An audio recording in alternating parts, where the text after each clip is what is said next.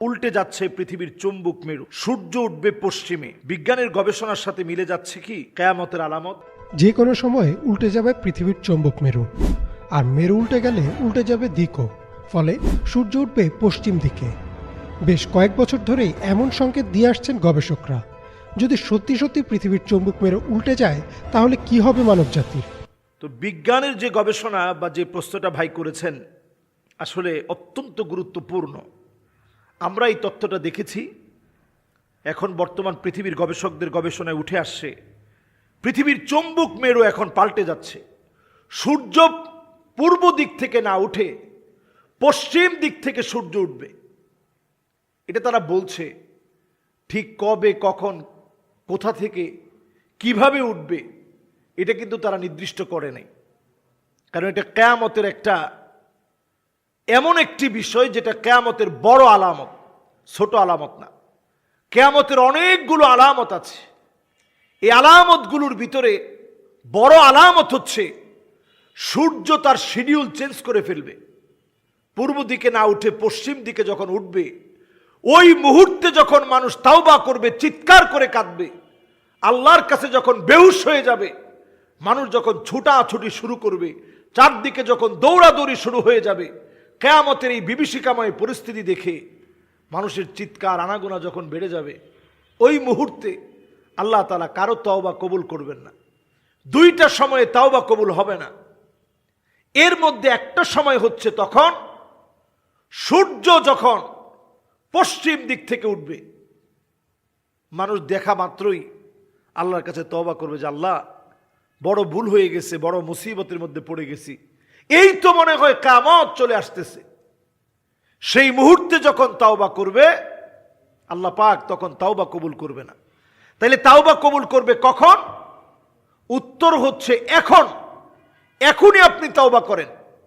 দুই সময়ে তাওবা কবুল হবে না।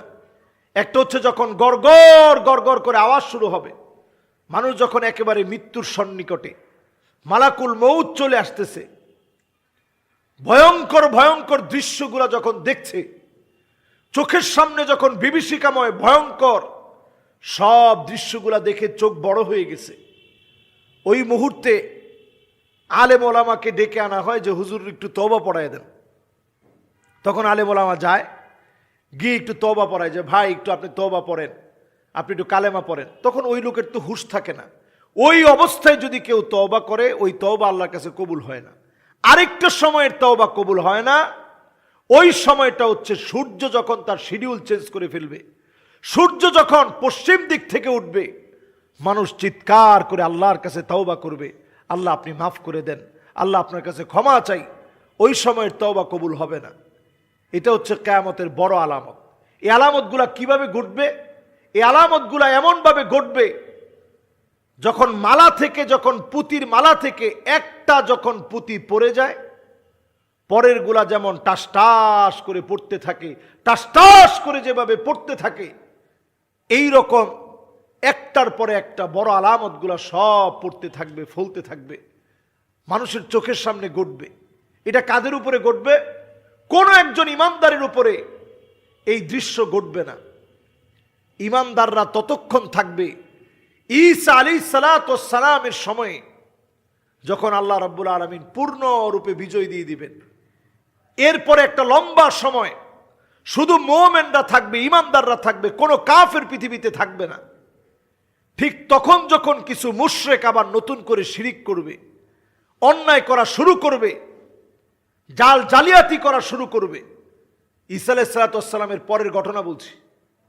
তখন যখন আবার মানুষের মধ্যে অন্যায় বেড়ে যাবে, অবিচার বেড়ে যাবে, জুলুম বেড়ে যাবে, পাপাচার বেড়ে যাবে, তখনই আল্লাহ রাব্বুল আলামিন কিছু মানুষকে কবজা করে ফেলবেন, ধরবেন, পাকড়াও করবেন। এদের উপরেই কিয়ামতের বড় বড় আলামত একটার পর একটা ঘটবে।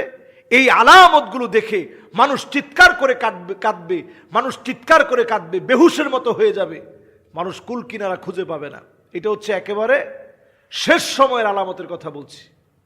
এবং এমন অবস্থা হবে, আকাশ থেকে তারকাগুলো একটার পর একটা পড়বে, সমুদ্র তার ভিতরের আগুনগুলা সব বের করে দিবে। ওই বিভীষিকাময় পরিস্থিতি দেখে মানুষজন কালেমার দিকে দৌড়াবে যে আমি কালেমা পড়তে চাই, এখনই মাপ চাইতে চাই, এখনই ক্ষমা চাইতে চাই, এখনই তওবা করতে চাই। তখন মানুষ তওবা করবে না। আজকের গবেষণা যত বাড়ছে, বিজ্ঞান যত উৎকর্ষ সাধন করবে, বিজ্ঞান যত উৎকর্ষ সাধন করতে করতে যত বেশি অর্জন করবে, তত বেশি মানুষ এই কিয়ামতের সত্যতার পাশাপাশি তত বেশি মানুষ বুঝবে যে দুনিয়ার সময় কমে যাচ্ছে। এই যে আজকে আপনি তাকায় দেখেন, রিয়াদের ভিতরে কাবার মতো একটা মঞ্চ সাজিয়ে সেখানে নাচ গান শুরু হয়েছে। আরবের ভিতরে বন্যা হচ্ছে, ঘরে ঘরে এখন মসজিদ আছে, নামাজই নেই। মন্দিরে দেখবেন আপনি পূজার মধ্যে মুসলমান যাচ্ছে, মসজিদের ভিতরে মানুষ হট্টগোল করছে, ভাই ভাইকে মেরে ফেলছে। এই সব কাজগুলো আমাদেরকে বলে দিচ্ছে দুনিয়ার সময় আস্তে আস্তে ফুরিয়ে যাচ্ছে। মানুষ কবরের সামনে দিয়ে যাচ্ছে আর মনে করতেছে, আহারে আল্লাহ আর তো বাঁচতে চাই না, কবরে যদি চলে যেতে পারতাম। জায়গায় জায়গায় তাকায় দেখবেন ইসলামের জন্য সারা দুনিয়ার ভিতরে মুসলমানদেরকে মারা হবে। সব যখন চলে আসতেছে তখন আপনি বুঝে নিতে হবে কিয়ামতের সময়টা একেবারে সন্নিকটে আসছে। এই সন্নিকটের সময়ে যেই গবেষণায় যে ফলটি এখন বের হয়ে আসছে, যে চুম্বক মেরু পৃথিবীর উল্টে যাওয়ার কারণে সূর্য উঠবে পশ্চিম দিক থেকে, এই বিষয়গুলো এখন একেবারে ফলে যাওয়ার সময় চলে আসছে। এই সময়ে আমার আপনার ঈমান রাখা কত কঠিন হবে। হাতের ভিতরে জ্বলন্ত একটা আগুন রাখা যেমন কঠিন, ঈমান রাখাটা এমন কঠিন হয়ে যাবে। মাআযাল্লাহ, আল্লাহর কাছে আমরা পানাহ চাই।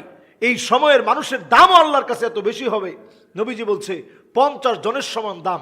সাহাবায়ে কেরাম বললেন, ইয়া রাসূলুল্লাহ 50 কি ওই যুগের মানুষের? নবীজি বলতেছেন, না, 50 মিনকুম, তোমাদের 50 জন সাহাবীর যেই দাম আখিরি জামানায় ঈমান নিয়ে থাকলে, ঈমান নিয়ে চললে 50 জন সাহাবীর মূল্য আল্লাহ তাআলা তোমাদেরকে দান করে দিবে। সুবহানাল্লাহ বিহামদি। আল্লাহ রাব্বুল আলামিন এই সময়ে ঈমানের পথে চলা, ঈমানের সাথে থাকার তৌফিক আমাদেরকে দান করুক। আমিন। ওয়াসসালামু আলাইকুম ওয়া রাহমাতুল্লাহি ওয়া বারাকাতুহু।